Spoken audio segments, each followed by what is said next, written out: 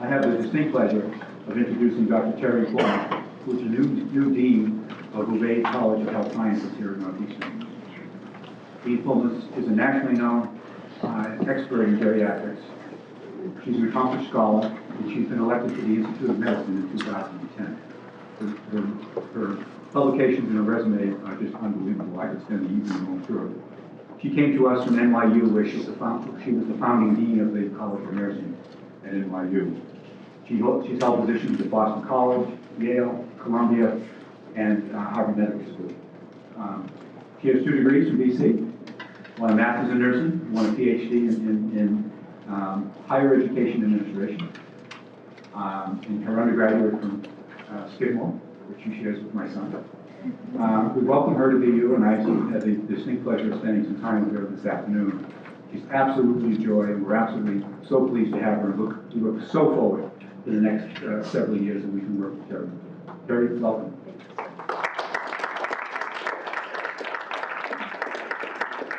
Thank you so much, and good evening, everybody. Especially good evening to our wonderful students who are here, who are captivated by these seminars for our HSE program. And in my very short time here at Northeastern, it's already clear to me that this is one of our premier, really signature events that goes on, one of the most important programs that touch the lives of our students. So especially what I want to do is thank the incredible people who participate in this program, and thank them, and you'll hear from each of them a little bit later. And so that's exciting. And so for our students who are probably on their way into midterms, is that true? Or did we just pass them? Anyway, we're about to collide with them somewhere. I'm glad that you're here tonight. And I know that it's an interdisciplinary group. How many people are here from our pharmacy student group?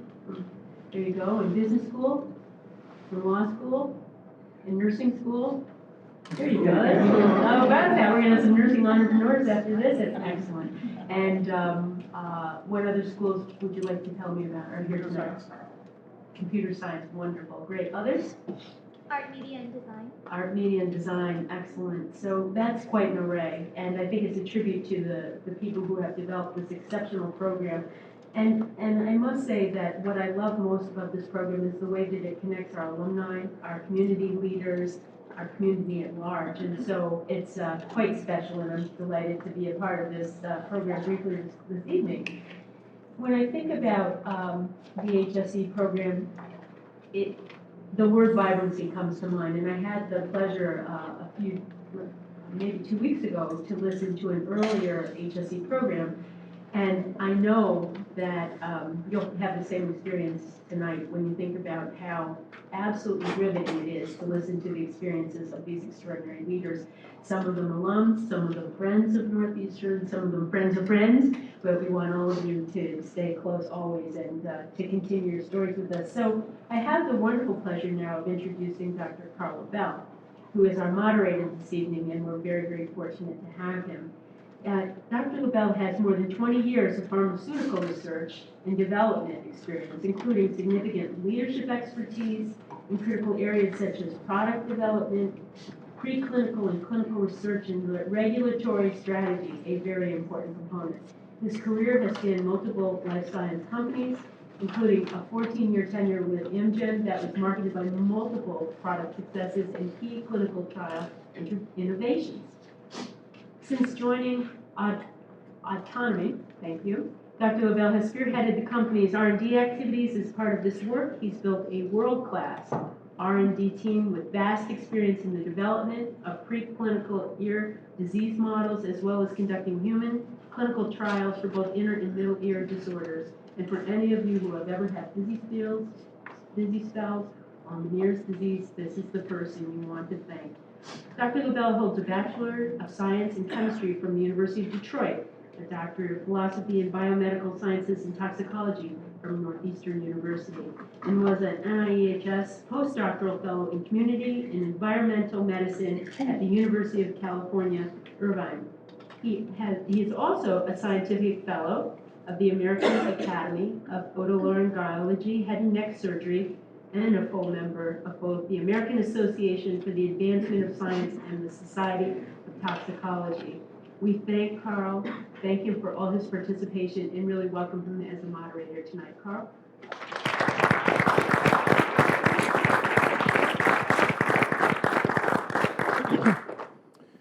Thank you, Terry. Good evening, everyone. Welcome. Is everyone well fed? Yeah? So I'm going to take a few moments to give a little background about the Health Science Entrepreneur Program before I start talking about this evening. And there's a lot of people that are involved in this effort. Firstly, before we start, I want to thank the sponsor of tonight's event, United Esoterics. We rely on the gifts of corporations and individuals, alumni or friends of the university, to help us put these programs on and feed all of you. So again, thanks to Craig and his team. They're not able to attend tonight, but we appreciate their contributions and looking forward to making this quite another successful program for us. There's a lot of activity at the university this week. It's Global Entrepreneur Week, and we're one of the programs within this week.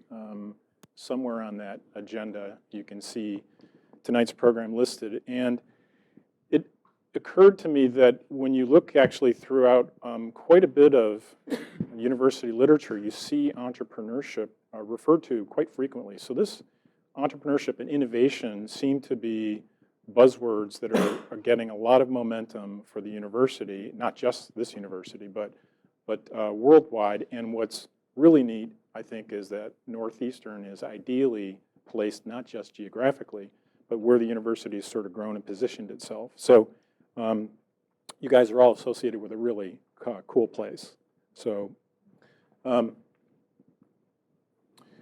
the Health Science Entrepreneur Group involves about 100 alumni.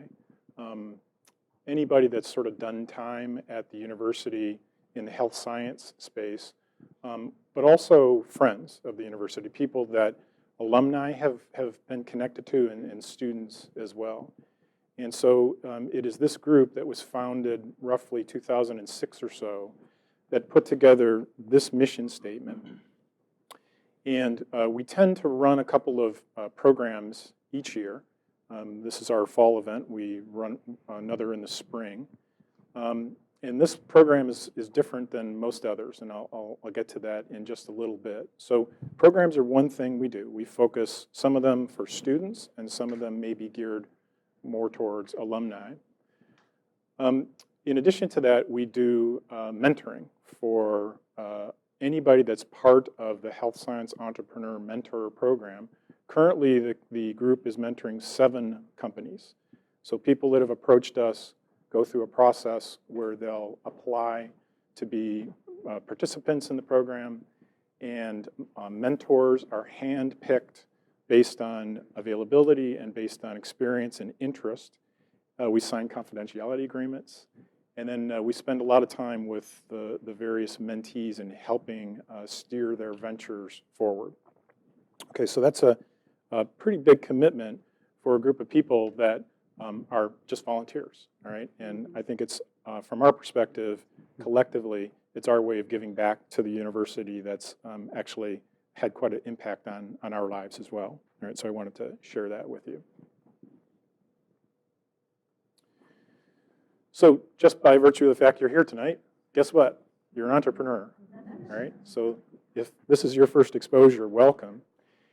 And I mentioned programs in the past that we have sponsored and provided to various groups. They have tended to be more sort of content rich. We may pick a topic, healthcare reform, or you could call it healthcare re-reform. I mean, that's going to be something that's just going to be continually changing, I think, from now until time. So, but we have picked items like intellectual property, running a virtual company with no mortar and bricks, drug development, healthcare information technology. So we've tended to pick topics that we thought were of interest to audiences, and then we would collect speakers that had expertise in those fields, and then we would sort of dive deep and pass on knowledge, experience to you within the space. So those would tend to be more instructional. This is not really an instructional event tonight. This is more informational. But you may gain some instruction just by listening to the experiences that 4 panelists are going to share this evening. Okay? So in your booklets, you have pretty thorough biographies of each of the speakers. And I'm going to introduce each of them, and they're going to come up and share the floor with me. And when they come up, I've asked each one of them to take 2 minutes to really describe what the transition for them was like in their career when they had the mindset of knowing at that point that they were an entrepreneur. And I suspect that it's going to be a different case for each one of the people that you're going to be hearing from tonight.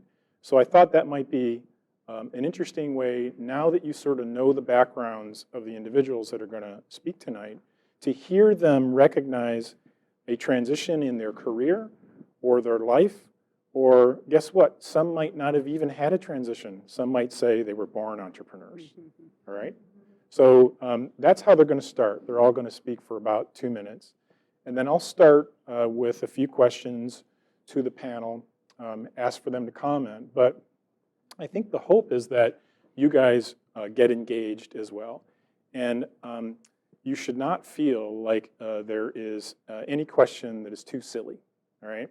Because I guarantee you there are other people in the audience that have the same question. So I'm hopeful that as we get warmed up and we get a little rhythm going, that you'll raise your hands and engage the panelists and ask questions. And it's a free-for-all tonight, all right? Because these people have taken the time tonight to be able to sit in front of you and basically share their experience. And you don't get exposure to these folks very often, to a group like this with such vast experience as they have and the connection that they have to Northeastern. I encourage you to take full advantage of it, all right? So please don't be shy. Okay, so I'm going to start and introduce to you Christina Jimmu. And Christina is a grad. Are you up there? Yeah. Christina is a graduate of the School of Pharmacy. She was recently Vice President of Drug Development at Verdante Pharmaceuticals. And before that, she's done some stints at Wyeth and Genetics Institute as well.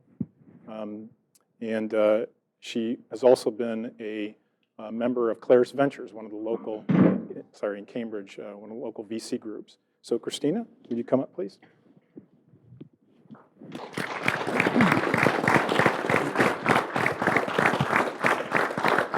Okay, next up is Evan Falchuk. Evan is President and Chief Strategy Officer at Best Doctors, and that's a Boston-based organization. And Evan did his undergrad work at Lehigh and then JD from Penn, and is a close friend of the program. He's been involved in these sorts of programs, and he's helped out considerably, and the students and alumni absolutely love speaking with him. So Evan, please join us. Thanks.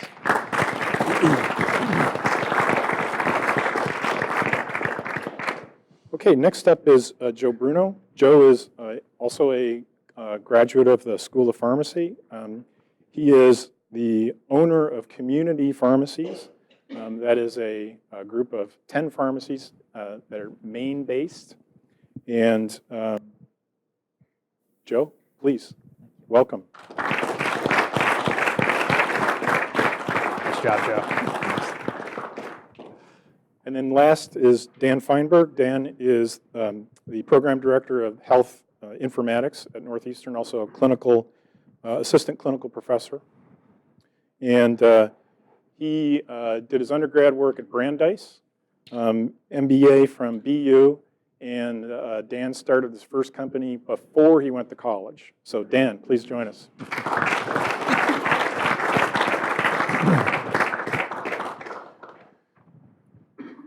So As I said, I'm going to ask each of the speakers to just sort of go in order and give a couple of minutes around that transition point that I was describing.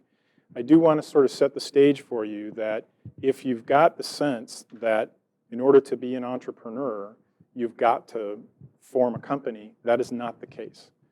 Entrepreneurship is a mindset.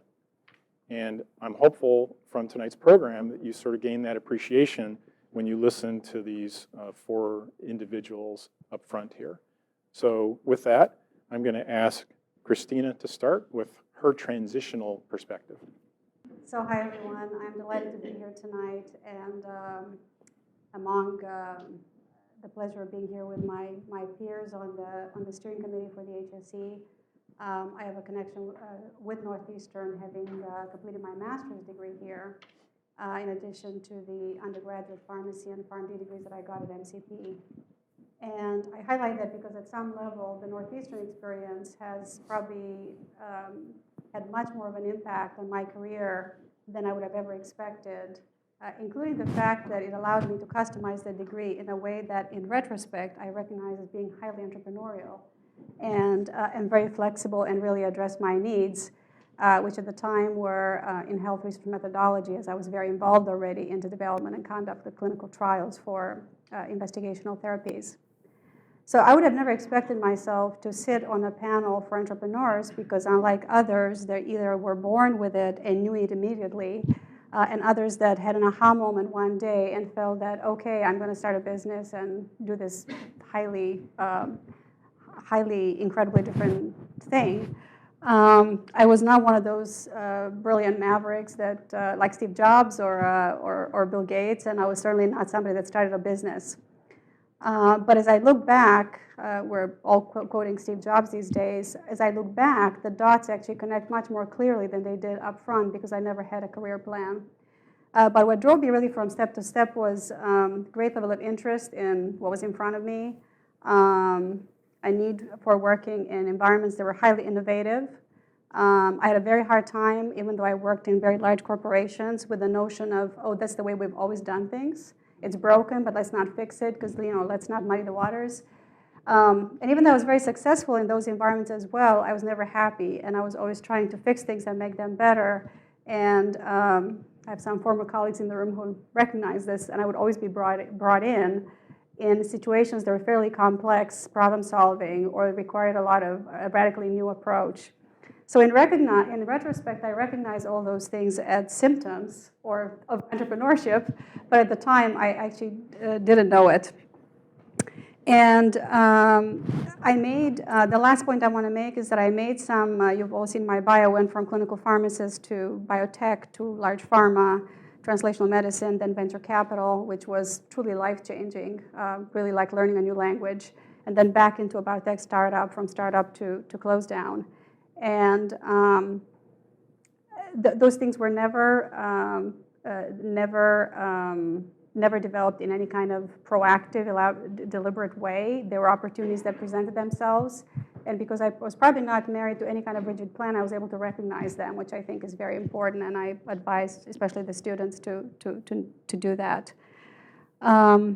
So I realize now that the approach to what I did, in some cases in very traditional environments, in very conservative environments like large pharma, as well as in some very innovating and dynamic environments, had the red thread of being entrepreneurial, but I never had a moment when I recognized myself as an entrepreneur. I always felt and was told I was a good leader. And I guess to be a good leader, you have to be, to a certain extent, very entrepreneurial to move the needle. So I think the others have probably more concrete stories about that aha moment. But for me, it's something I recognize more in retrospect than at any point during the trajectory of my career. Thank you. So everybody is different. And so when you hear us talk about what our own entrepreneurial experiences are, don't think that you need to fit into one of the buckets into which we all live. Being an entrepreneur is a state of mind. And what is it about? It's about wanting to try different things, experience new things, maybe change things you don't like. Above all, I think it's about wanting to control your own destiny. I want to do what I want to do, and that's an important thing to know about yourself. So you really have to know yourself. I became a lawyer when I graduated from law school about 15 years ago now, and that was a path that I wanted to go down. I wanted to be a lawyer. I wanted to do it, and I did it for about 6 or 7 years. And I said, I want to do something else. I want to be in a business environment. I had the great good fortune of having the opportunity to work at Best Doctors, where I work now, and to really do something that is building a business that's helping people make sure they get the right medical care. But what motivates me, and I think so many of the entrepreneurs I know, comes from inside. It's in their heart. And very practically for me, it's as a metaphor, the Eskimo pie. Some of you know the Eskimo pie. It's an ice cream sandwich. I didn't know a lot about Eskimo pies, but it has to do with my grandfather, who was born in Russia, who emigrated, wanted to get in the U.S., but ended up in Cuba, because you couldn't get into the U.S. at that time, was 14 years old by himself. His family had largely been killed over there at that time, and he was living on the beach, eating coconuts, trying to get odd jobs. The first odd job he got was selling Eskimo pies to sugarcane field workers. He did all right with that, and he eventually got himself going and started to work in someone's store selling knickknacks. And one day was told by someone, you got to go to Venezuela. This is the place where there's he said it, there's gold in the streets, and all you got to do is pick it up. He said, that sounds really good, and he went down to Venezuela. And based on his experience, he said, the thing to do is to open up a store and sell things and make things available to people. And he started a store with his brother. They were selling stuff, really. And it eventually turned into a department store, and it eventually turned into a chain department store, and it was the first chain department store in the country of Venezuela, and he sold it. And I think given he was a little bit risk averse, he sold it at a fairly young age, so he could retire when he was 50. Now he retired and he sent his kids to come live in the United States. My father, who founded Best Doctors, became a professor at Harvard Medical School. His other two kids are also one of them's a very successful physician here in Boston too. And he died at about 101 years old, about 6 years ago. And we were at my parents' house out in Newton. And this was probably in the late 90s. I was still an attorney at the time. And he opened up the freezer to get some ice. And he saw Eskimo pies. And that was how I learned about this story about the Eskimo pies from my grandfather. And it was so inspirational for me. Because here's this man who had nothing. I mean, he just had his wits. Didn't have a language that was useful. Russian in Cuba. I mean, at that time that was useless. Later it became quite valuable. But started, and the only words he knew were Eskimo pie that anyone could understand. And within a short time, he was able to live to see his kids successful, living in a nice place, his grandkids, his great-grandkids, and that he could just by happenstance open up a freezer and see Eskimo pies. I can't put words to describe how that makes me feel. So I feel motivated to be someone that could live up to what my grandfather sacrificed for me to be here, so that maybe my grandkids one day can look back and say, oh yeah, I too have that legacy from my great-great-great-grandfather. Thank you, Evan. Joe? Well, I love Eskimo pie. My start, and if any of my classmates are out there, they're probably shaking their head going, how the hell did he get up there? But the fact of the matter is, you go out and you graduate from college and you get a job and you feel for yourself that you're pretty good at what you do. You always wonder, does anybody ever recognize how good I am at what I do? And as you climb through that corporate structure, every once in a while you get a promotion and you go, hey, somebody's watching me. But I always had the inkling that I wanted to be my own boss. I wanted to run my own thing. I mean, I always had this leadership ability somehow. People gravitated to me. You know, I just think I'm friendly. You know, it's not that I'm the smartest guy in the room, but at least I can relate to people. And that just brought this spirit of, okay, if I'm in charge, I need you to be loyal to me, and we need to attack these problems in this manner, and people would do it that way. And that's when you start to realize, wow, you know, I can do this. I can really do this on my own. And then there's always serendipity. There's always being in that right place at the right time when that opportunity pops up. And I got a call out of the blue that someone heard about me, and they wanted me to run this company. And if I could turn that around, this company that was losing $1 million a year, and if I could turn it around, they're going to make it worth my while. Are you up for the challenge? And I go, oh yeah. Yeah, what do I got to lose? What's the worst that could happen to me? The worst is I go back to finding another job somewhere. I took on the challenge, it worked out, and then from there, you know, we were successful, and we just said, okay, let's start this chain of pharmacies. And we got 4 of us together, we all pooled our money, and they said, you're in charge, and we said, good, and that's how we started. And it's just that opportunity of being in the right place at the right time, and that people believe in you to lead. Because when people trust you to be the leader, you have to prove to them that you can do it. And that's so important. You know inside that you can do it, but you have to have the faith in yourself that other people believe you can do it. And that's what got me going, and so far it's worked out for me. Thank you, Joe. Dan?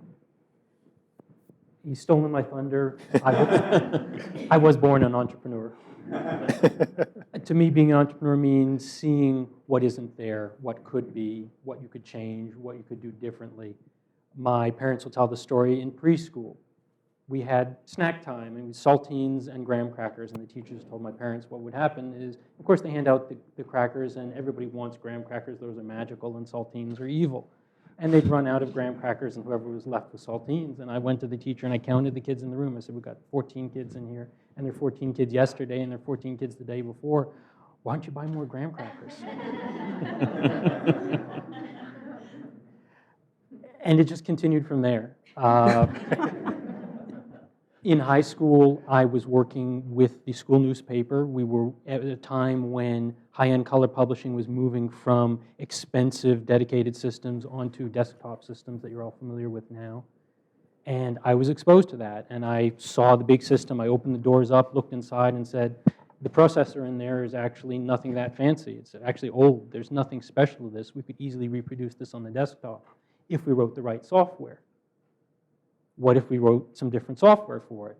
Again, seeing that wasn't there, put it together, developed the software, borrowed about $18,000, back then was even more money than it was now, worth of equipment as a 17-year-old kid. Of course, I didn't tell them that. Went and made my first sale. Told my parents I wasn't going to go to college. Put it off a year. Later, they convinced me, yes, you are going to go to MIT. Thank you. I did. Dropped out from my second startup, and then had a series of startups from there. The way I would describe it, and the serendipity to me is a very important part, but to me, it wasn't about just sort of happening to be somewhere. I made an effort after the first, and really after the second time as well, of saying, where can I put myself where a lot will be happening? Where can I see technology is changing? That if I'm there and if I'm present and I'm engaged with it, I will see the opportunities, and they will come to me, and there will be serendipity, but it won't be I'm laying in bed just eating bonbons and someone's going to knock on my door kind of serendipity. You have to get out there is the way I've done it. And right now, I'm here at Northeastern, and I love it. But there is something that is very special about what's happening in industry and health informatics that attracted me to that, and that's why I've gotten into this field. Because again, something was happening, I've got to be there, and we've got to do something big. And I would encourage you to take what you know and the industry you're in, if you're in nursing, if you're in computer science, look around and say, where's a lot happening? Where are people talking about things happening? Where are things changing? I'm going to do something there, and then when something comes along, I'm going to jump on it. So to maybe start with Christina, could you describe, this will be around decision making, could you describe either a process that you go through or components that you consider when you're faced with a business critical issue and you've got to make a decision? And you can give examples if you'd like to highlight. So I don't know if I can describe it well. There are two people in this room that could probably describe it quite well because they worked with me on and off over the years. Well, I think for me, the first step is making sure that you do your homework and have the information at hand rather than making assumptions. It's one of the biggest mistakes. People make assumptions. And I've seen that in operational roles, working in the pharmaceutical industry. And I've also have seen it on the venture capital side where as an outsider, you would assume, oh, this is the same kind of deal they've seen before. It will probably take them 5 minutes to make a decision. But the good VCs really do their homework every time because the regulatory environment has changed dramatically. Look at the last 3 years. Because the economic environment has changed, the reimbursement environment is changing. So the biggest mistake is, and of course this relates to decisions that are really impactful. I don't think one would agonize a lot about relatively minor decisions. But A, do your homework and make sure your homework and that your former experience that you may have is still relevant to today's times, to today's situation, because there's always a little something different. So start with the data. And oftentimes the data will take you in directions that are very different than what you've intuitively thought is where you would spend most of your time. And then I go back to situations where I worked on projects that I've been told couldn't be done or couldn't be fixed, deconstruct the problem, and I go back to the Swiss cheese method. Take the pieces apart. All of a sudden, the whole team, because I don't believe anybody individually fixes the problem, but it's always a team process. And you're only as good as the team, really. That's why developing people and making sure that you hire the best and you hire people that know more than you whenever you can is very important. All of a sudden it becomes less overwhelming. And I remember one specific case that actually one of my former colleagues and friends here in the room will remember when we were overwhelmed with the response from a regulatory agency in Europe. It's about 10 years ago, Jane, 15 years ago. And we had to respond to a very large worldwide drug application in like 11 days or 15 days, and it was 140 questions, everything from manufacturing to, you've seen those kinds of questions. Everybody said it just can't be done. And it could be done, and it also became kind of fun the way we got it done. So I think you just can't, at least in the industry I'm in, you can't shoot from the hip and rely on past successes, on past decisions. Do your homework, make sure you have the best people, and that's probably, and make sure that you have the right experts that you need to bring additionally to the table. One of the most important things, the last thing I'll mention is make sure you don't drink your Kool-Aid. Always, always get independent corroboration. I always thank my critics when they gave me the criticism early on, because then you can go with what we call the belt and suspenders approach. There's so many things will be unforeseen and will throw difficulties and challenges your way that, at least as a starting point, try to take off the table the things you can control. And I think early, valid, constructive criticism, is a gift. So I strongly encourage you, whether it relates to your career or to business decisions, to ask somebody you respect and trust before you get too excited about your project or anything like that. Evan, do you have any comments on how you face big decisions?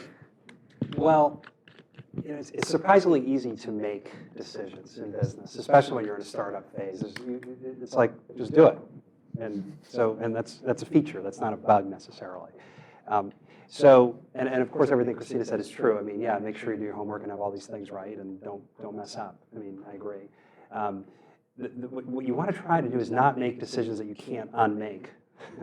If you if you're like, I want to jump out of a plane, and you jump out of a plane, you realize, oh, parachute again, I forgot. Don't do that. Just as an example, just literally don't do that. But those are surprisingly easy to get into.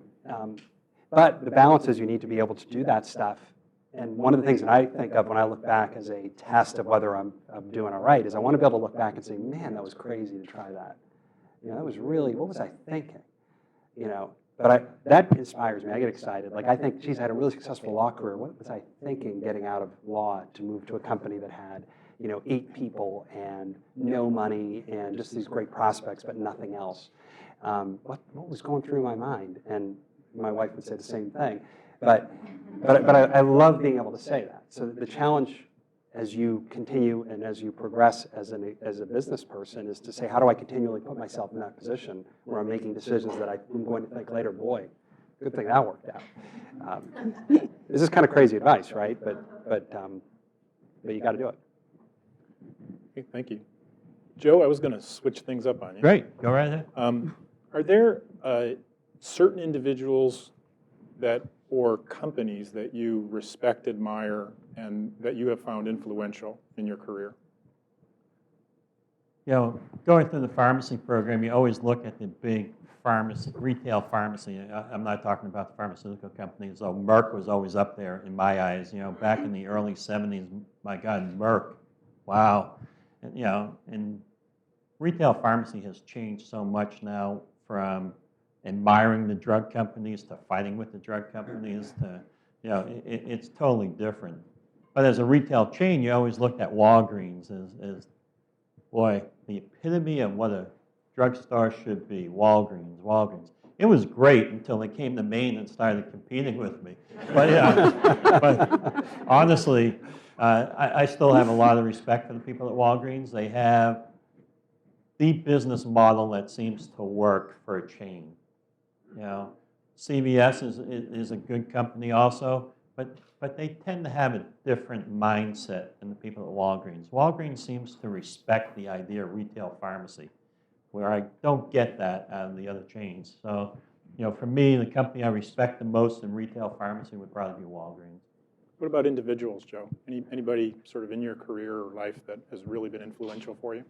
Probably my very first co-op, there was a man by the name of Charlie Bell who owned his own little store, Bell and Helper, now in Glen Cove, Long Island. And he was 70 years old, and I went to work for him. He was a very Christian man. He would never say a bad word about anyone. And just watching him and how he dealt with his employees was just fascinating to me. He always respected his employees, even though he was fuming under his collar many times when it came to me and some of the other interns that were working there. He was always respectful. And he would just take us into his office and pat you on the hand and say, "No, Joe, that was really a dumb thing you did." But so that kind of demeanor and that kind of leadership, just in my profession, he would go out there and spend a half hour with a patient just to tell them how to take their medication. Now, this is back in the early 70s when this was unheard of. And this is before insurance cards. Nobody had an insurance card back then. Everybody paid cash, and it was a totally different world. And it was really a small-town drugstore.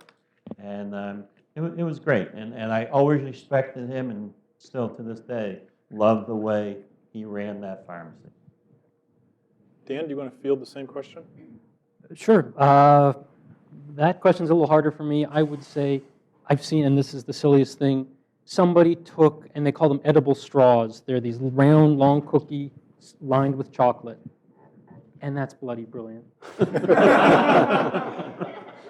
And I feel, I wish I'd thought of that. As a company, I think that's great. I gotta answer the other question a little bit, though, because I don't have so much on the company part, because I have a slightly different perspective. I would say, if you're going to make a decision, pick a direction and row. It doesn't matter. Believe in what you're doing so much that you're just going forward, and the little decisions aren't going to matter because you are going to change the world. this is such an awesome idea, this is so great, that the little parts don't matter. Have the ability to deal with the little parts in time, but when it comes down to decisions, you don't want to get bogged down. You want to keep moving forward, and you've got to get somewhere. And the little decisions aren't going to make a difference. This, and forgive me, Evan, this isn't jumping out of an airplane. And I'm just going to yell. I don't even know, is this working? Can you hear me? It's working. Okay, good. I can't hear it to myself. You're not going to die. You're going to call your parents and say, you know, I quit the job and tried to sell edible cookies shaped like straws, and it didn't work very well, and they're going to say, come move home for a while and get another job. Life goes on. You're going to find something you're interested in, and you're going to love it, and you're going to do it, and you're just going to be so excited about it that nobody can stop you. And that is, to me, how you make the decisions, how you move it forward. At the same time, I mean, I know how to put together a business plan. I know how to make the charts. I have an MBA now. I can do all the forecasting needs to be done. But it also comes down to saying, this is such a hot idea, it doesn't really matter. The most important thing is that we do it, and we do it today, because if we don't, somebody else is going to do it tomorrow. Great, thank you. Who would have thought that a health science entrepreneurs program, you'd hear about Eskimo pies, chocolate straws, and Kool-Aid, right? Just in the first 45 minutes. Imagine what the rest of the program is going to be like. Any questions yet from the audience? My name is Srinivas. I'm from computer science. I had a question for you. Basically, you told me that one of the motivating factors for you to become an entrepreneur is that your talent was not recognized so much in your company. Is that something that you're doing different today for your employees so that they don't quit the job and become a competitor for you in future for the same reason? So I don't know if you're doing something different. I don't know what is that. How you are recognizing talent? You know, I have had people that have worked for me and gone on to open their own stores. That does not bother me. That makes me proud that they worked for me, they learned how to do it, and they went off on their own. Now, if they're going to open a store next door to mine, that's a different story, all right? But they, you know, as long as people show you respect, and there's kind of a unwritten code amongst independent pharmacies that you don't open in the same town as another one. So they learned from me, they came and learned the whole business aspect, because pharmacists, you know, we don't know business, you know, and so the fact that they were able to learn business, how it works, how you have to know about insurance and all these other aspects, makes me proud that I was able to mentor these people to go open their own stores. As a matter of fact, Steve and I were speaking in the back about a fellow alumni who worked here, you know, who graduated from here in 91 or 92 and now has 4 of his own stores after he worked for me. That's terrific. It's great. And so I have no qualms about that. How do I treat my employees? I treat them with respect. You know, Christina said, always hire smarter people. Hire very good people. You know, if they're smarter than you, it's okay. If they're not, make them think they are. And then, look, all of us worry about compensation. You have to compensate people fairly. And you want to keep your best, and you want to keep your brightest. So some people make more than others. It's a cruel world that way. We all don't make the same amount of money. But as long as they feel that you respect them, that you treat them well, you're all set. You know, and as I said, if they go out and start their own business, good for them. I'll help them do anything they need. People are the most important thing, and it isn't, the easy part is how to pay them and keep them motivated. The thing that's most destructive to an organization is if you've got, I don't know what other word for it is, bad people there. Good people don't like working with bad people. You know, I'm using overly simplistic terms. This Toxic. is it at the end of the day. Toxic. Yeah, toxic people. So your best people will leave if they have to be around someone. If you as the manager have hired a bad egg and their colleagues have to work with them, they're going to look at you and say, what's wrong with him? And why aren't you He's doing an idiot. something about it? Well, get rid of this guy. You must like him. You must think he's good. That's corrosive And you can't take care of that by paying someone more money. I'm AJ from the business school, graduated this year. Actually worked 2 floors up from Heavy. Oh, yeah? And that's my question, is what made you pull the trigger to go from law to a startup instead of finding something more transitional and like practicing law in the health field? It's almost like I don't know. I feel like Rick Perry. I was a successful lawyer. I really liked what I was doing. I wanted something that I could build and get my teeth into and be a part of. And my father had started this company, Best Doctors, and was doing all this really interesting work around making sure people got the right diagnosis and treatment. And it was really appealing. And I said to him, I don't know what I want to do. I want to find something transitional. And he said, just if you want something transitional, this is perfect. It's a small company. And once I got there and I was in it, I said, boy, there's something really, really cool about this. And the lesson I got from this was that that's what one ought to do if you're an entrepreneur. Do something you think is really cool. It's as simple as that.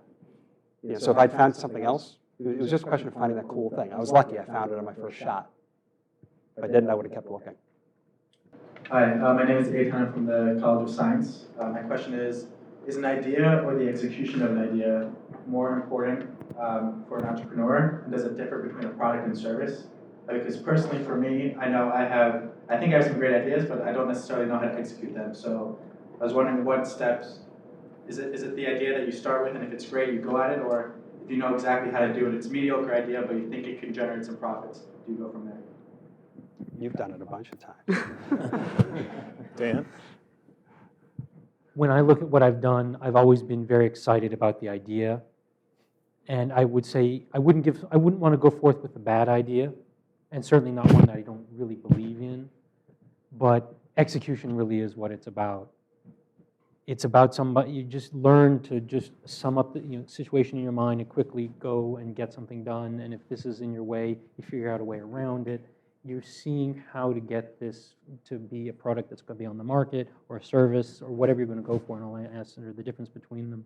It's really about you executing, I think, would be the more important thing. And certainly investors are looking more at the team.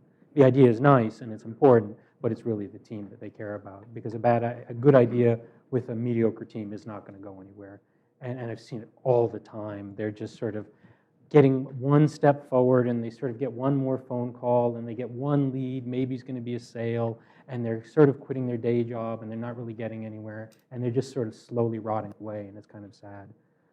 You've got to be good on execution, you've got to be moving forward fast, and you've got to make it happen. I say that's the primary important part. Between business and service, I love product. I mean, I remember the time when I was selling software.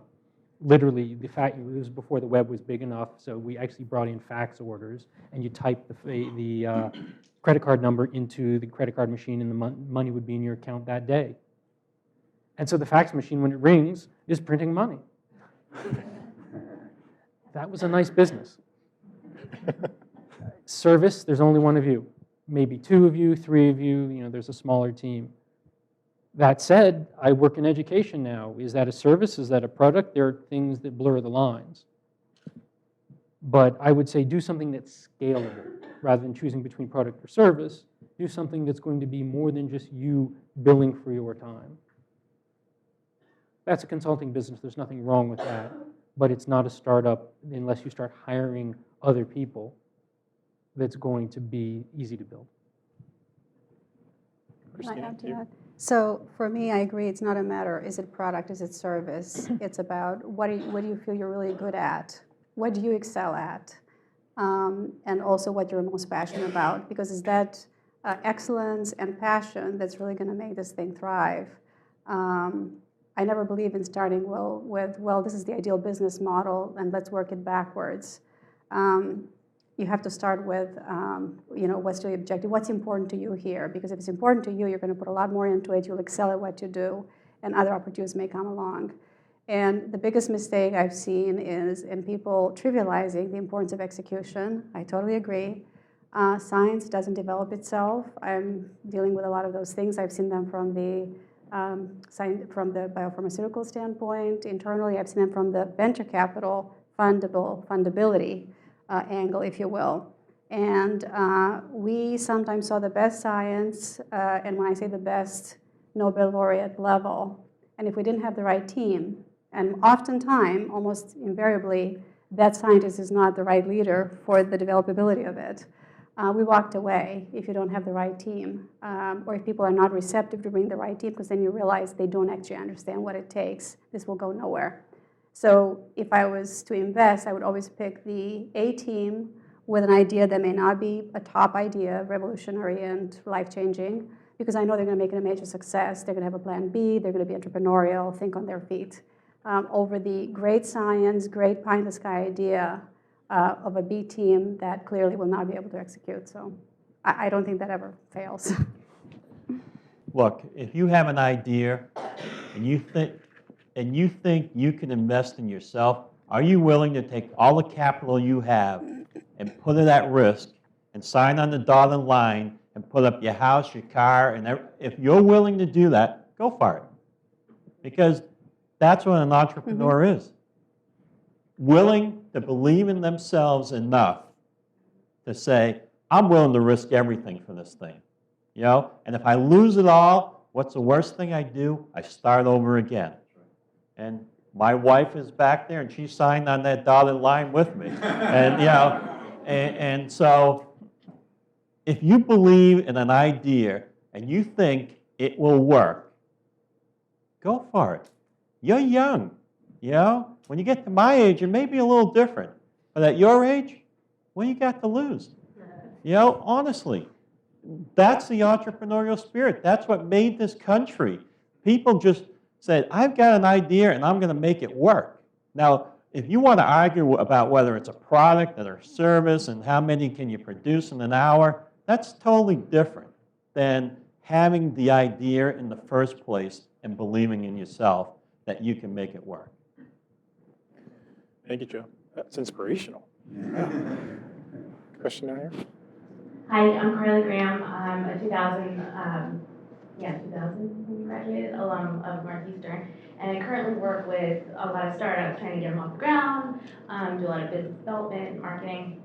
My question to you guys is, what happens when you're the salesperson for a team and the founders sort of go astray, they've gone for funding, and I know that that's such a big, what Christina said, that's such a big piece of it for venture capitalists is that they see that there's a strong team that was starting to sort of come a part of the team. You know, one of our salespeople left from one of the northern territories. And what do you do when you truly believe in the startup and the business, and you know it can be successful, and you know, for me anyways, in my territory has been extremely successful, but the founders, the leaders, are no longer in cahoots. Nobody's on the same page anymore. What do you do? That's not an unusual scenario in venture capital. And a lot of times, if the situation is extreme, you can't fund it because you realize there's going to be constant arguments and people are going to erode the opportunity internally because they're too consumed with the internal ego battles and so forth, right? I know the phenotype. So that's a very difficult thing, but not always unsurmountable. And I think a lot of it has to do in that situation with, is the board on the same page and somewhat receptive, or not actually somewhat receptive, to a change in team? Because a lot of times you make the funding contingent upon having the right senior management in place. And we see that very often. And then the third question, which is not trivial, is, would that change be too disruptive to the core technology that actually would not be practical? Then now we're getting to tactical issues. But unless you have clarity and commitment, and a lot of these things, you know, get worked out before the VCs would put any money in, because you have that kind of internal conflict, it will not go away by itself. And it's really a recipe for disaster. And actually, we walked away from a few deals that actually, some of them came back in a simplified situation. They were now fundable. Only one of the people was in the picture. And sometimes that kind of conflict develops after you fund it, and then you find that some of the board members end up spending a lot of time with the management team and gently but surely induce some changes. I think she's covered it very well. I would add one thing, that the investors have a name for that, of replacing the founder, and it speaks to me. It is, they call it founder side. Get rid of the founder. And I think, yeah, I'm sorry, but No, I please. think that's like what's gonna have to happen. I mean, one of them sort of walked away, one's too controlling. Yeah. So there's two founders, and neither of them, their heart's been sort of, torn out of their chest and stomped on. Like they can't face it, but I know it's worth it. I know it, as a salesperson, I've seen it work. I want. So a lot of times there are ways to give something to the funder, a carrot that's important to them, that takes them out of the, usually the issue is get them out of the operational roles. That's really the issue here. And they can chair your scientific or technical advisory board, they can do things that are not going to impact on a day-to-day thing, but leaving yourself as a company enough flexibility, you're not solely dependent on that work. It becomes sort of like continued research or continued, I don't know what your space is, if it's life sciences or whatever. But if they're really critical, and a lot of times, a lot of the value of the company is tied up into the founder, not necessarily on a monetary level in terms of options, but in terms of reputations. Oh, this is so-and-so's company from University X. But you can, there are ways to give them something that's important to them, that gives them the visibility and kudos that they need to have with their peers in the field. Again, I know the phenotype that will be important to them, but at the same time, it moves them out of a kind of a role that's a hazard for the company. I would say call them the chief technology officer and lock them in the closet. That's why that role exists. It's for the people who just, you can't put them in front of people very much. Right. And yet you can't get rid of them. Because she's definitely, one of them is definitely, I mean, she's such a great leader in the sense that I've learned a lot from her in that sense, but when they went for funding, that's when everything sort of fell apart and they couldn't get other high-level people on board, and VCs looked at that and didn't really want to, more of a team looks good. I would say the other thing is it doesn't help you, but for the rest of you, this is, and forgive me, I'm single, so this might sound funny, it's more than a marriage. You're going to be stuck with this person, Absolutely. not just day and night. Like, you're going to be making monetary decisions. You're going to be under a lot of stress. You're going to be taking your baby and deciding what price you're going to sell it at. You better like this person. You better be very comfortable with this person. You better know that when you blink, when you turn around, when you're in Florida making the sale, that this person isn't going to do something that's going to bother you. And if you pick that early on, and if you see it's not working early on, you may have come on and not had a choice. I've had one company where I was having problems and I could see there was a conflict, and I just closed it. I walked. I said, this isn't going to go anywhere. Let's stop now. And I've seen too many people, 2 years later, they're struggling and they're in pain, and then they really can't get anywhere. So I would say watch out for that. Pick somebody you're going to be really comfortable with. If you find out it's not working, fix it or get out early. To add one more thing, which illustrates, since we're spending a lot of time on this question, what a big deal this is in our universe is usually these people are, if they're already controversial and not cooperative during the good times, that's how I look at it, that's my rule of thumb. Imagine what it's going to be like when the really difficult challenging times come, which is when you need to negotiate, when the science doesn't quite play out or the technology the way you thought. We need to have that kind of mutual respect and trust in that kind of think tank mode where everybody has to be aligned and on the same page. So if things are already tense and controversial during the good times, when you're supposed to present yourself at your best, you can imagine this is not going to be tractable at all the second you hit the first obstacle.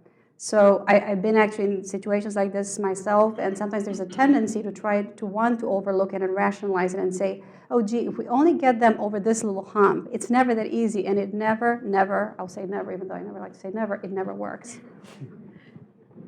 I think you're now getting a picture of the dark, seedy underbelly of startup companies. But I think it highlights you've got to have lots of different skill sets, and managing personalities and dealing with people that you might not be best friends with is part of the equation.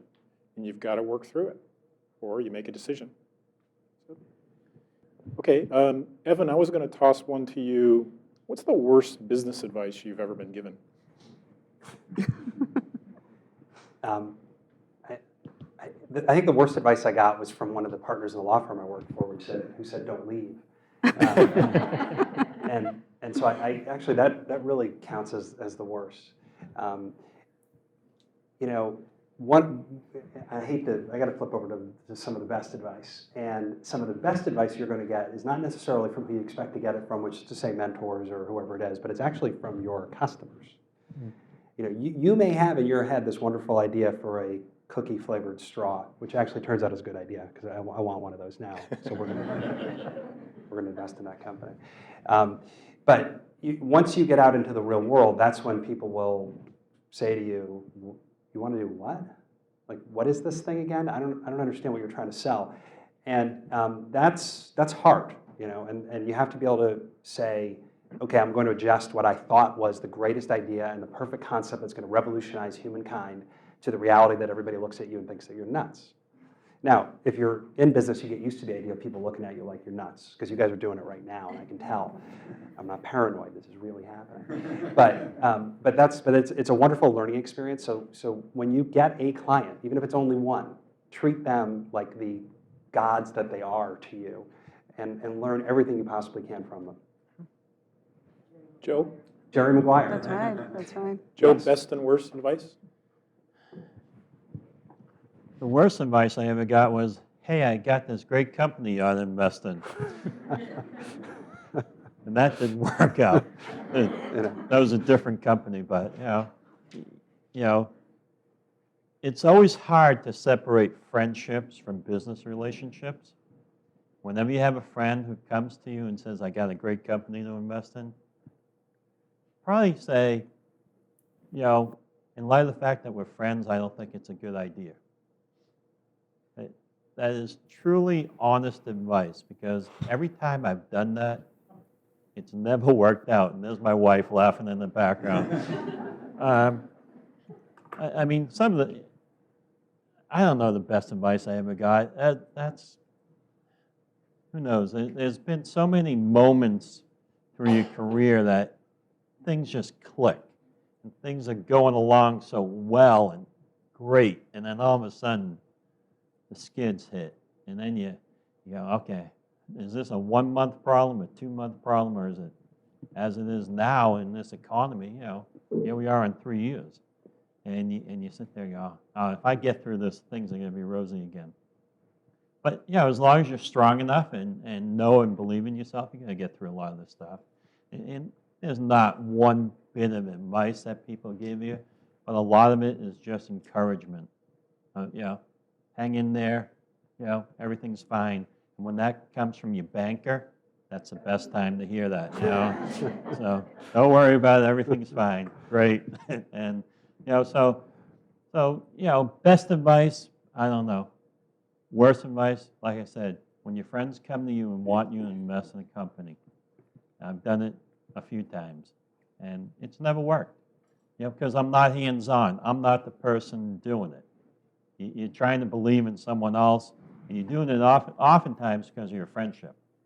And that friendship a lot of times won't last, because you're talking significant investment, and that's hard to see that go away, even though you want it to work out.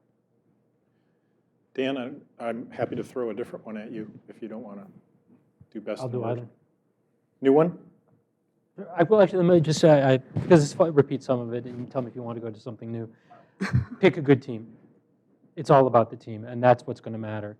You want somebody who can sell Eskimo pies to Eskimos. You want somebody who knows the industry well enough and just really is into it enough to be able to say, this is what we should be doing, this is what's missing, this is what people are going to buy.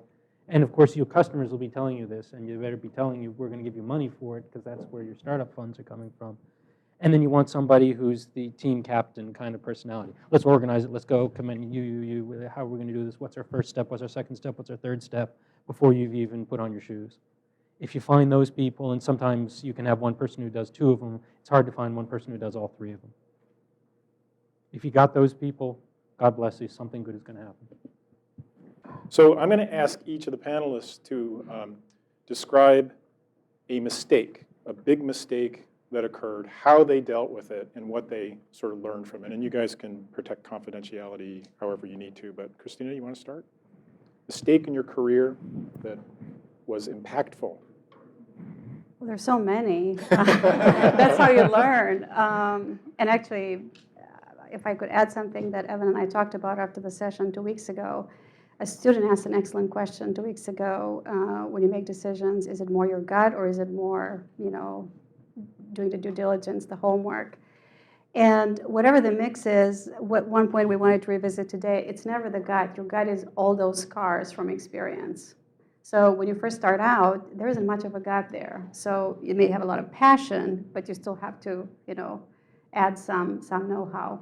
But I think when we say we make decisions based on the gut or instinct, it's all those. It's sort of an aggregate. There's that subconscious aggregate of decisions you made all those years and all those intangible things you never even thought about. So I think that's an important thing. Just mistakes. Well, you make a lot of mistakes. And I think the key thing is to learn from them. And there's a tendency to say, it's not really me. If only this, if only that, it would have been different. But for me, what sort of opened my eyes was that, okay, I can pretend this wasn't me, but I'm going to counter it again. So unless I learn from it and I kind of turn it around, it's going to, and a lot of times those things affect you in your personal life, in many other areas of your life. It's never, very rarely do work mistakes are only work mistakes. They have to do with a certain style, with a certain approach. And again, I can't get into a lot of things, but one I could, which has to do not with the how, technical issues, but with the what, but with the how, which is process. I had to learn early in my career that the technical issues and demanding excellence also requires understanding other people's limitations, which was hard for me to understand early in my career. I'm a strong believer in excellence. I believe it needs to permeate through everything we do or not bother. I'm not a believer in the regression of the lowest common denominator, which is why being in large organizations frustrated me at times, even though I was successful in it. But as a result of that, sometimes I probably push people hard because I was looking for that excellence. And I've been told by a couple of my mentors in my career, not everybody can perform at that level, so you just have to recognize that. And then you learn, you kind of recognize, okay, it is me, and there's nothing they can do or give more. And then you kind of think about how you can work with them and put them in roles where they can still contribute, but recognizing that not everybody can be a star. And that's something that also happens when you go from startup mode, when everybody's a type A and a star, because that's why they join that startup mode. And then, as you become more successful and grow, whether it's a company or a department, you you end up with more of a normal distribution curve of people, skills, competence. It's just real life. And then you deal with different management things. So probably that second part took me some time to understand that it's a different phenotype. You still need to manage them, but you need to manage them differently. Thank you. Evan? Yeah, all of you are high-performing, successful people, right? You got into your programs at Northeastern because you're good and you're smart and you work hard and you're probably perfectionists in one kind or another. And it's very hard to go from a world in which, as a student or as a professional, where there's a clear linear track, like, hey, if I study this hard and I go to all the classes and I pay attention, I'm going to get a good grade, to a world in which it's like, what do you have to do to be successful? I don't know. And you may never figure it out. So making those mistakes is part of the human condition, and that's a hard transition to make. Like every day you're making a mistake. Yep. You're doing it wrong if you're not. So I think the worst mistakes, because there's a list a million miles long of business mistakes that any business executive who's worth anything has made. But the worst ones are people mistakes. They're hiring the wrong people, okay, number one, which is bad enough. And there's worse, which is keeping them and not firing them. That's worse. That is destructive and corrosive to your organization. And I know that when I look back and I think of the mistakes that I regret, like when I hear a question like that, the first thing that comes into my mind are like 3 or 4 people that I'm thinking of that I'm like, why did I wait? I hate that person, but I worked with them for a year. And it's like, what was going, and I, you rationalize it. I mean, Christina says, well, you say, you know what it is? It's me. I'm too difficult to work with, or I'm not understanding how they think. They think different from me. Well, hell yeah, they think different. They're out of their minds. And but those are the painful, regretful mistakes of the people ones. Can I add to that? Yes. Make this. I totally agree with everything Evan said, and I think that when I look back, the people part was always more challenging than the technical part for me. But the people mistakes fall into two categories. One is trying to push hard people that are truly doing their best, but they can only get so far, and that's the part that one needs to learn how to manage and still mentor and put in appropriate roles. And then there's the other bucket of people who are actually not trying very hard and are kind of toxic to the environment. And the other people, the high performers, become extremely resentful if you don't manage that process. And one of the most frustrating things for me was working in environments where managing that process takes a very long time. That generates a lot of frustration, and the rest of the group looking at you saying, what are you doing about this? You're the only one, and you're actually doing the things, but it takes a while. The bigger the company, the longer it takes. In one case, it took me like 2 years because of a number of other factors that made it impossible for me to manage the situation.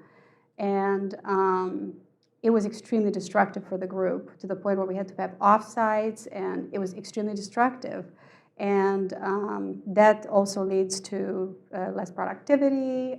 It definitely has an expense and a toll on the business. Because it's not just about all of us being nice and getting along. It's about, are we supporting the business needs? And this can really get in the way of the business needs. Joe? Well, Evan and I are really smart guys because I think exactly like Evan does. The hardest thing I ever did and the worst mistake I ever made was not pulling the trigger on firing someone quickly when I saw a problem. I always thought, I'll bring them in my office, I'll sit them down, I'll tell them, look, you need to improve, this is what you have to do. And then they sit there and go, oh my God, my wife is, and I are having problems, my kid's doing this. And then you let emotions get in your way. And that's the worst thing you can do as a business person, is let emotions get in the way, friendships get in the way, long-term relationships get in the way. I had to fire someone who I worked with for 33 years. And that was the hardest thing I did, but I should have done it 15 years ago. Because it would have made my life so much easier, and it would have been a whole lot less costly for me and my company if I had done it, if I did not let the emotions of a long-term friendship get in the way of what really needed to be done. You get clouded. You know in your brain what you need to do as the head of the company. But your heart, if you have any sense of decency, your heart gets in the way oftentimes. But you are responsible to hundreds of other employees that work for you. So you need to make the business decision that makes sense, and people will see it as the right thing in the long term. But that's probably the worst mistake I ever made, and it is all about people. And the company is so much better off now. The toxicity is gone. People are happy again. It's what happens. But that's a very difficult thing to do. Dan? I'm going to have to say the same thing. I worked with a CTO. We were both in the same industry. Actually, pardon me, a co-founder who I made CTO as part of sort of when he wasn't doing so well every time we talked to somebody. You put him in front of a customer and he would sell things we didn't have and create problems. And hired somebody and asked them how much they wanted to make, and no, that's not how you. Yeah. I'll skip over that one because it's going to be the same thing. You got to be careful about the people. You want to be with good people. I would say the biggest mistake I see other entrepreneurs make, and that I've tried to be careful about in my own ventures, is overstaying your welcome. Is that you get into an idea, you love it, and 3 years later, it's not paying your mortgage, it's still sucking money out of your pocket, or you're making just enough money to keep going, and you're creeping along. And that, to me, are the big mistakes I see that I would warn people against. There are times I've had one company that took a little while, that the market wasn't there yet. And we own the market, all 3 parts of it. But it had to get bigger for the product to get bigger. So I'm not saying bail immediately, but be really attentive to, am I in love with the idea, or is this still a good idea or not? So that you don't wake up 5 years from now and say, gosh, I've just been dragging this along and it's not going anywhere. Can I add something? Going back to your question, which is still haunting me because it's not an unusual scenario. This is actually totally applicable, all this advice you're getting, to the situation of finding a company where the CEO, the founder, needs to go or be put in the word advisor, not the word officer. You don't want them on the senior team. A senior advisor is always a great senior advisor. So in all the cases where we try to rationalize why we should keep somebody in, well, he's a nice guy, whatever, then you make the change, you have the right person in, and within a week, the difference is so palpable that you kick yourselves as a board, as a venture capital firm. Why do we make this change earlier? Because when it's right, and you just know. You don't have to accumulate data to know that. You just know you have the right person in place. And again, these are costs that really affect the company, the business, the timelines. So all the decisions where we made to change the CEO were the only mistake we made was not making the decision earlier. Just because they were nice people doesn't mean it's the right fit. And sometimes I had to ask some people the question, okay, I understand he's a nice guy, but if you were funding the company, would you put your own money to have him in place? And that's where the rubber hits the road. Would you put your money in with this guy at the helm? There's some truth to this, trust your gut, and what is your gut telling you? So, little diversion here. The gut has an incredibly active nervous system and an immune system, right? And those things are often sort of talking with one another and sometimes at battle. So when you're struggling with a big personnel decision, it's no wonder your gut is wrenching, right? So just listening to these folks, I hired a vice president on January 1 and fired him on July 3rd, day before 4th of July. And it was killing me. And I knew going into the hire, it didn't feel right. And sure enough, it was a bad hire. And I stood up and mea culpa, bad hire, I take responsibility for it, and let's do something about it. And that's what we did. The next day, business as usual. Things were back to normal. That the change in the organization was palpable. So the point is, in startups and small work environments, odd eggs, bad eggs, are really disruptive and damaging to the business. So you've got to make the difficult decision. Okay, with that little editorial, please, here's a question. So basically, I want to ask this question which has been haunting me for a long time. How important is to have a mentor in order to be a successful entrepreneur or have a successful company? Because a mentor is the one who personally knows you and has seen you over time, and who can give you a new perspective of the world because he understands it better, right? The world which he understands better. So how important do you think that to have a mentor is really good? I want the perspective from each of you. I really love to listen to this. Thanks a lot. Well, let's start with Dan, and then we'll work our way back this way. Thank you. I would say very important, whether you want to call it a mentor, a therapist, or a coach. You want somebody who's going to be pushing you and giving you that outside perspective. But I would also say you want other people. I talk to a lot of people about their ideas, and some of them I go, well, that's nice, and you sort of, you can feel it that they don't know how to execute it. But then you meet somebody who you really think is going to do well, and they have a good idea, and then you say, hey, can I keep talking to you about that? And so I would say having a mentor is important, but also the fact that somebody wants to mentor you is a sign that somebody who knows the industry looks at you and says, I see something here. And you might see the same thing with your customers, is that if you have the customers coming to you and saying, hey, can we make a contract here and buy this from you? If you go ahead and come on, when are you going to start selling it already? that's when you have a product that's a good idea. Those are all good signs. And of course, having the mentor also helps, but I'll leave that for. I think having a mentor is very important. As I said earlier, I had someone leave and open their own stores, and I feel like they learned a lot from me.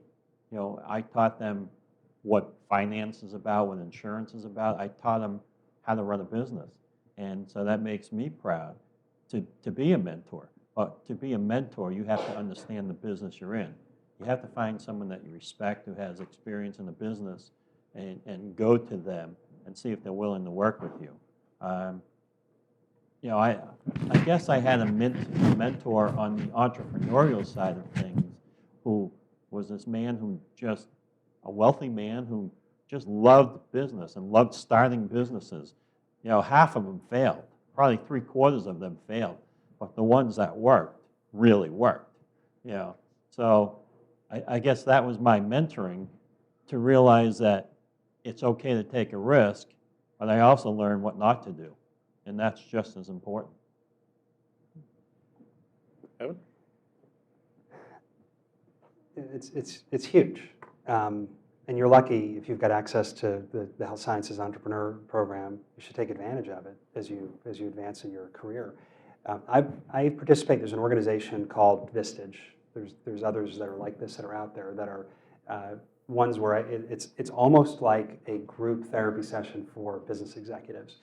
But I meet each month with a group of 12 executives that I've been meeting with for years, and we have a facilitator, and we talk about our business and personal problems too, but mostly business problems, and we challenge each other. And I know nothing about the kinds of businesses all the other people in my group are in. There's a manufacturer, there's people in services business. I mean, there's just no one in anything like what I do, and vice versa. The business problems that you face that you need a mentor for have really not a lot to do with, is my business idea any good? It's how do you deal with the day-to-day, kind of like, is this a good way, lease that I'm signing? Should I sublet? What should I do about this person I'm having trouble with? And have some group of people that says, why aren't you firing them, for example? People that you trust that can just sort of keep you honest are enormously valuable. So I would say use every resource you've got whoever will listen to you, talk to them. And again, programs like what they got here at Northeastern, man, take advantage. So yes, mentoring is important. It's also important to recognize that it comes in many shapes or forms, and not potentially miss an opportunity for mentoring because it doesn't come in traditional, the professor or somebody in that kind of capacity. And I think different mentors are appropriate at different stages of your career. I totally agree with the comment that was made earlier. There are people that would provide great insights at an earlier point in my career, but now I'm doing things that are very different and the world has changed. Perhaps they're more in a retired mode. It's still delightful talking to them, and there's some insights because they know me well, but they're not current enough to really help me in a concrete way. So I think, I remember my first boss that I had in my career. I'm grateful to him to this day. He was incredibly inspirational, and yet an incredible amount of confidence in me, pushing me to do things that I felt I was totally unprepared to carry out. But I did, and it turned out well. And then that provided additional opportunities. I would have never even contemplated that I was ready for any of those things. And why it was important, because that was my first job out of college, and I think it gives you a foundation of confidence that has been important the rest of my career. And also the comments from the other panelists are about different people at different times talk to anyone. We haven't talked about networking tonight, and I think we need to introduce the N word. And because to a certain extent, networking done well is an opportunity to access mentors that are people you don't know that well, but they may be experts in the field, build relationships over time that could generate great business opportunities, and also give you kind of an independent check on what you're doing by people who are very, very current. And I participate in a couple of groups like Evans for when I was women in venture capital, executive women. And a lot of what we do, because we kind of speak the same language, sometimes these events are late at night, we've all worked, and I feel like, oh God, I don't want to go to this thing tonight. And I do, and I drive home and I say, I'm so glad I did, because there was one little aha moment every time. So it's worth the effort. And I think that those of us that are trained in science early on in our career don't think of networking, because that's not the pure thing. Of course, if I do exceptional work, it'll just be simply recognized by the world. But the world doesn't function that way. And networking, if done effectively, can be an incredibly powerful tool. So even though Carl hasn't asked me the question, I will say, which is on the list, if there was one thing you would have done differently early in my career, I didn't have the confidence to do networking. You guys do, because of the social media, because of the access to information, the ability to communicate people in ways like email, where it takes a little bit like scars and actually calling someone that you're very intimidated by on the phone. I never had the confidence that it was okay to do those kinds of things. That's probably the one thing I would do more of, networking and building those relationships, because they're actually invaluable. Can I add one thing to that? And I'll be brief about this. Be very careful about, and you see this sometimes, people say, oh, we've got to sign a non-disclosure, it's very secret, I don't want to talk to people. That is a really big danger sign. Tell everybody you can, and I would rather have 5 people who say, I think that's interesting, I know this industry, I'd like to keep talking to you about this, than one person who's going to say, I think that's a good idea, I'm going to try and steal it. Because no one's going to take your idea, nobody's going to execute this, and because it's not about just the idea. You want to have everybody knowing about it so that you will find those people who can give you the input, who can help you, who can connect you with other people, who can help you move this forward. Tell everybody. Ravi? So I was wondering, what do you guys see as in the next decade or so, your insight on the future of health and life sciences, and places that as young entrepreneurs we can fall into and have a better future for ourselves, like you guys? Health informatics. There it is. You heard it here. I say this, I'm half kidding, but in reality, that's why I got into it, and why I'm proud to be able to build this program here at Northeastern, is there is a lot happening. We have a lot of data that needs to be mined. We need to be able to find the people who are sick or are going to be sick. We need to have ways we can intervene so that we can make them healthier, so that they don't get sick, so they don't end up in the hospital for $2,000 a night or thousands of dollars an hour for some of the very intensive interventions. We need to have the pieces in place to have the tools so that they can help themselves, so that they can communicate better with the provider, so they can understand how to do their own care. Diabetes and everything else we look at, people who don't know what to do or don't feel the motivation to do. If you can get into these areas and find something that will help there, that's where there's going to be a lot of activity and there's a lot of money. And the way we have organized the electronic systems within the hospitals is what we call interoperability, is a major part of what the federal government has been investing in, is that this system can talk to this system. So if you're going to build something, you don't have to build the entire system that's going to run the entire hospital. You just build this little piece that talks to that system and interchanges that data. So you don't have to build the whole thing. And as an entrepreneur, I think that's a phenomenal opportunity for you to come in and say, we're going to have this little piece that we're going to do very well and we're going to do differently and better. As well as the financial models are changing so that there is motivation for people to invest in this kind of a setup, because people are being paid. If we can do it well and we can do it cheaper, we get more money.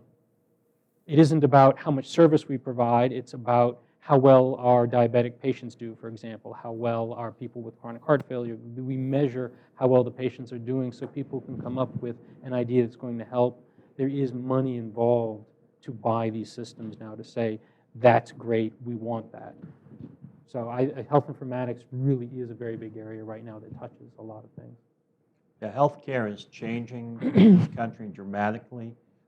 Just the Healthcare Reform Act is a huge change for this country. And what you see, I happen to be in charge in Maine of the Health Insurance Exchange to deal with the Affordable Care Act. So the technology that has to be involved in building that system, that health insurance exchange system, is so complex, but you only have 2 years to build it, is incredible.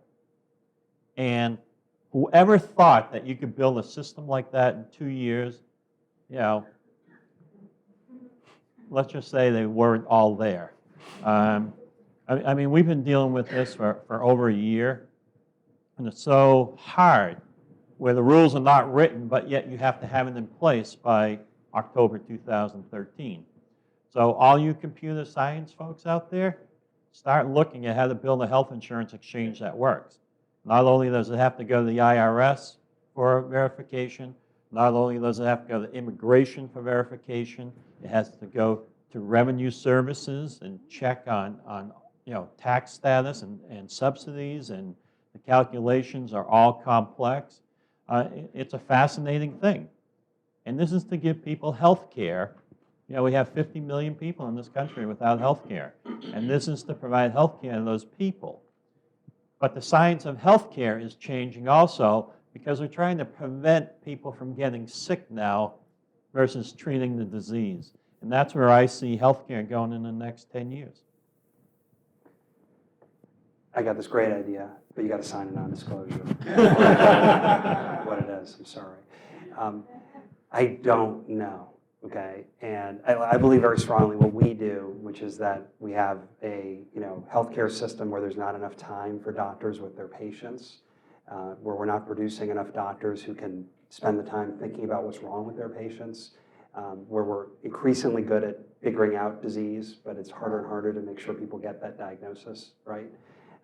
But this is the bigger picture.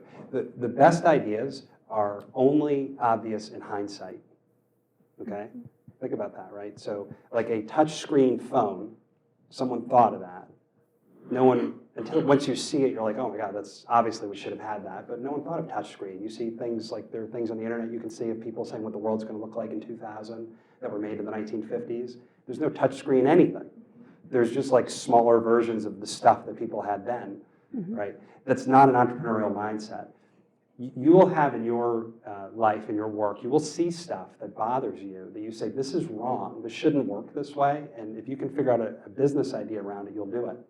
So like Best Doctors, we help people get the right diagnosis. It started because my father, as an internist, said there were too many people coming to see him that had fragmented information and were making decisions before all the information was fully integrated and understood, and we're starting treatment. And they didn't know yet whether they actually had the kind of cancer they said they had, or that this was really, surgery was really indicated for this kind of situation.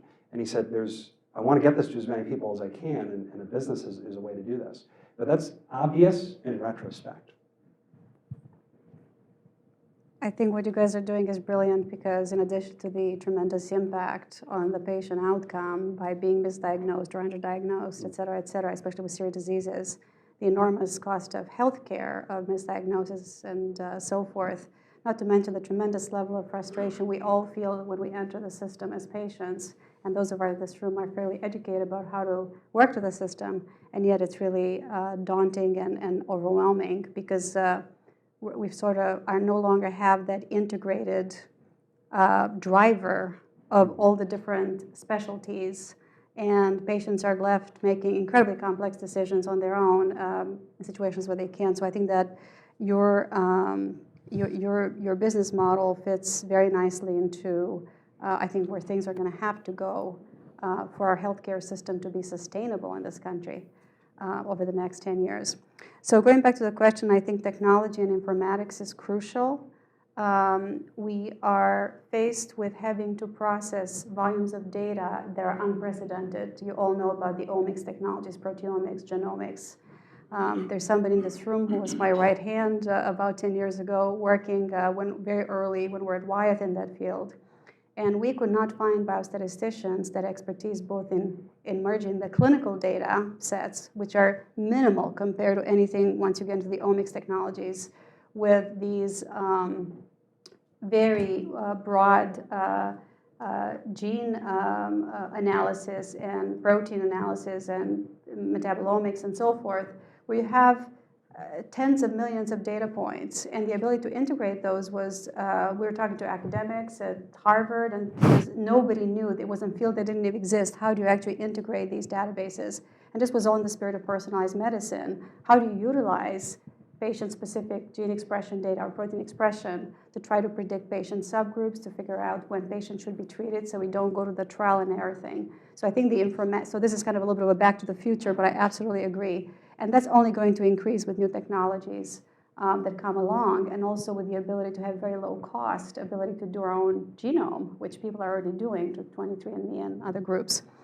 The second set of opportunity, and it's not related, but it's kind of a different type of opportunities, will derive, and I said this 2 weeks ago at the student event, from the changing demographic and the healthcare situation in this country. The fact that costs are no longer sustainable based on how we deliver healthcare. And part of the reason is that because we put nothing in preventive care. It's not reimbursed, it's not valued, the whole field of patient education, making the patient more responsible before we start investing in what I call the reactive care, which is treating $80 billion a year for diabetes complications.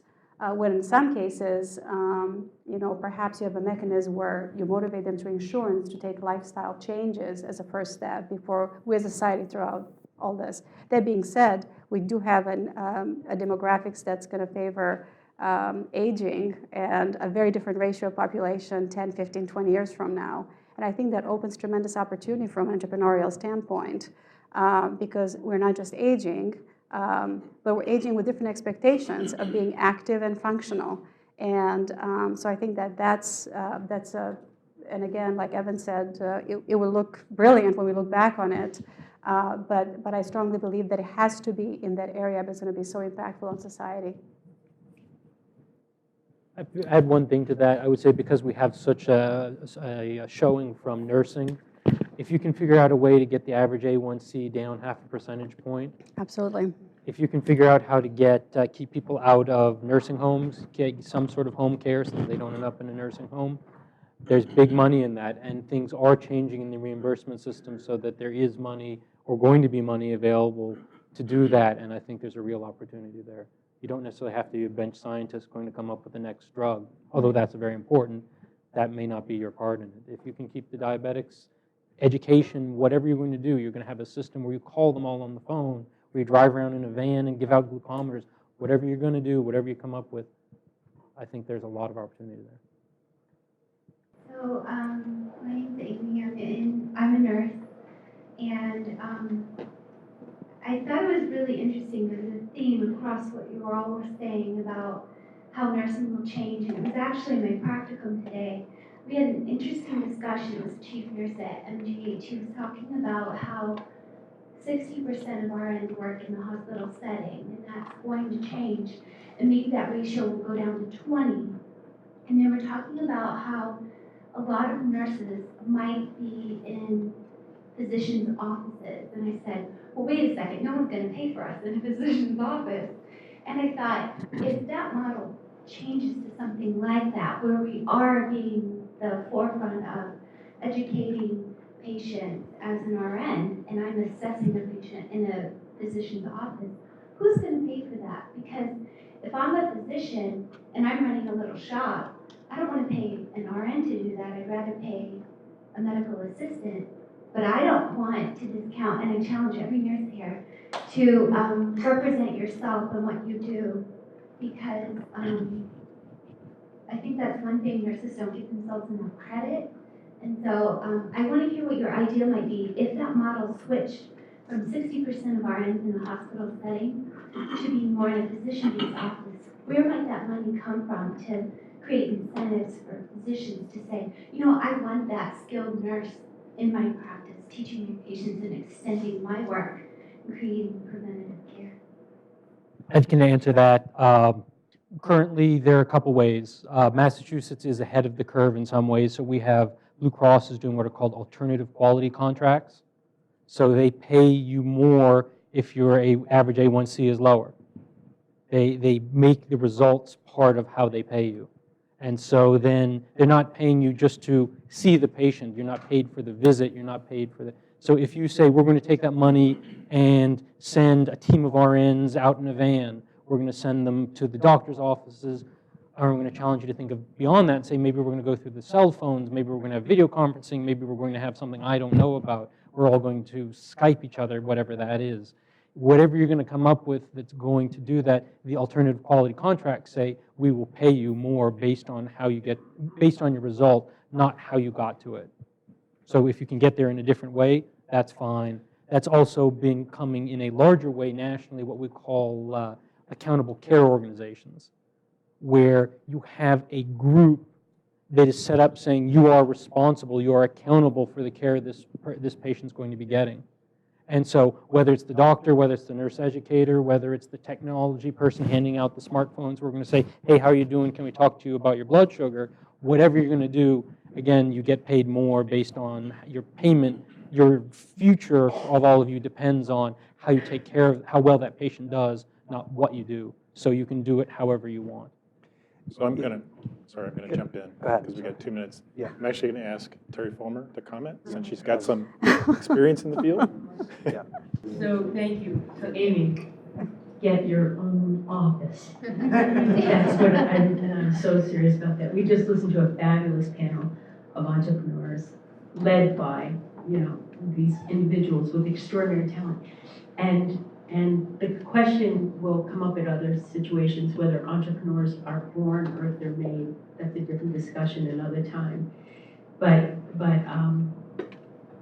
the other theme that goes through is, are you an employee or are you an entrepreneur? So whether you're a pharmacist or a nurse or whatever, I'm serious when I say to you, don't worry about whether you're 60% in the hospital or 20% in the office. Start your own office and have a great evening. Thank you very much. Thanks, Terry.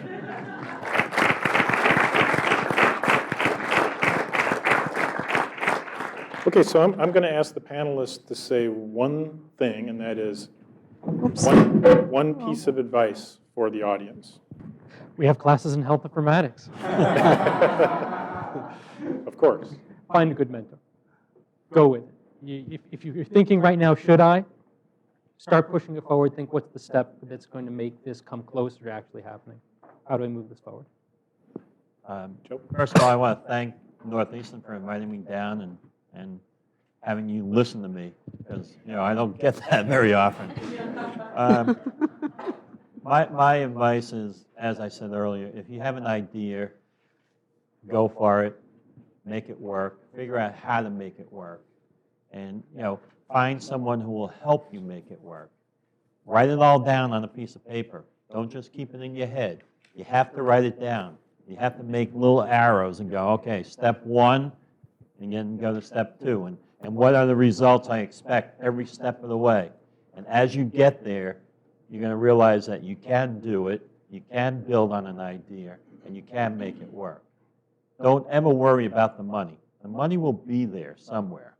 Okay? You could find it from many different places. Just don't come to me for it. But but you can find money in a lot of different places and people who are willing to believe in you. And once you get that idea in your head, and it will, if you're going to bed at night with an idea in your head and you're waking up in the middle of the night with that same idea in your head, that means it's a good idea. So go for it. Yeah, I guess anytime I'm talking to a group that's in school, I say, stay in school. School's fun, but in seriousness, do something that you think is cool. Sounds very vague to say, but do something where you come home or you see your friends and you want to tell them what you're doing. That's something cool. Do that and you're an entrepreneur. So essentially, say the same thing slightly differently. If you go with something that you're passionate, chances are you're very good at it too. And that will open up new opportunities and will get people's attention. Will open new opportunities. So go with that, with what you're passionate about, because you'll probably excel. Don't forget to do your homework every time. And take advantage of people and networking. Take advantage of all the different opportunities that maybe you don't even recognize as opportunities to independently corroborate your ideas, to get more confidence, but just take advantage of like venues like this. But I really do believe if you do something you're passionate about, the success will follow, and I agree with Joe. You'll probably do a very good job, so the money will follow. Okay, well, I want to say thank you to the speakers. You guys were awesome. Thank you for your time, a little bit of preparation, and the engagement that we had tonight, so I really appreciate it.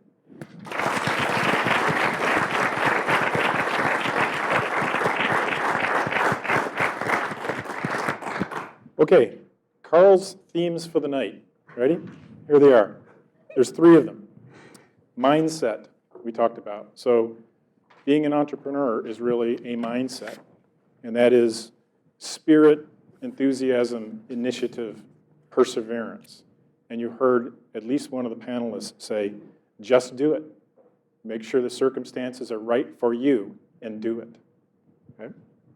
People. There's going to be a lot of people issues that you're going to have to deal with. Good hires and good fires are going to happen, and you got to be good at both.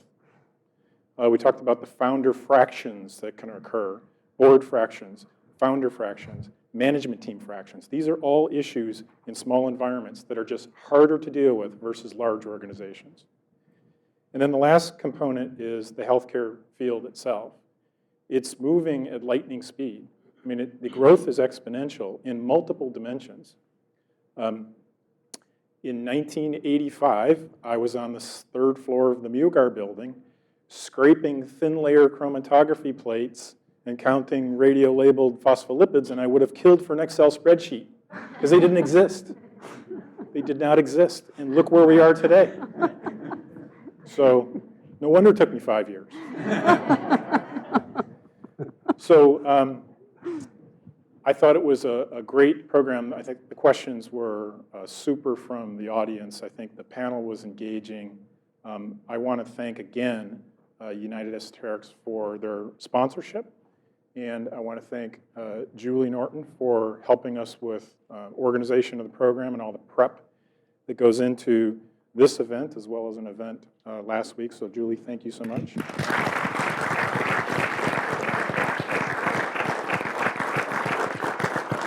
And I want to finally, again, welcome Terry Fulmer to the organization.